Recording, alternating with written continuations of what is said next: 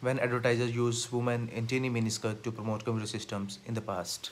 The notion that sex sells tech was exploited to grotesque ends during the era of the early gigantic computer systems. These vintage pictures scanned from old magazines and newspapers of those bygone decades depict attractive women wearing as little clothing as the decency of the day allowed, promoting and advertising computers. Technological innovations such as the diminishing cost of hardware and increasing computer miniaturization created new markets for computers during the 1970s. Small offices could take advantage of low-cost computers or gain access to mainframes through time-sharing services. Increase in the use of computers was accompanied by major technical, organizational, and social change at the workplace, which caused existing business processes to be largely adapted to electronic data processing, resulting in rapid growth in requirements for new work qualifications in offices and in manufacturing. Companies first began to work with computer systems at the beginning of the 1960s. These systems were installed at computer centers.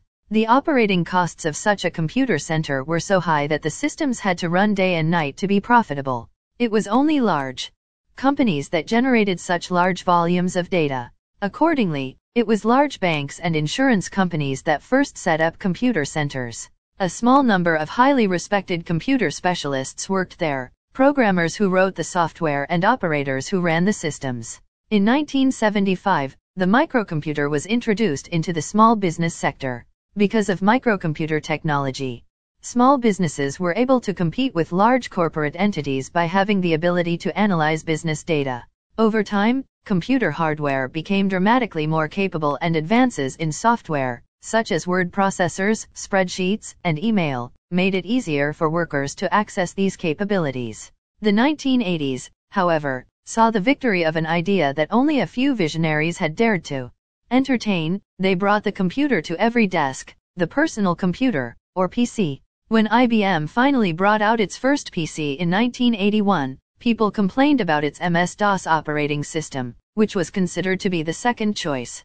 However, customers held Big Blue's reputation to be more important than the state of technology in the product, and made the IBM PC the standard for office applications. The operating system of the Apple Macintosh, however, was revolutionary in 1984. It brought icons, windows, and mice to desktops, but the Mac did not sell well until an application, desktop publishing, appeared for which the Mac was more suited than any other computer.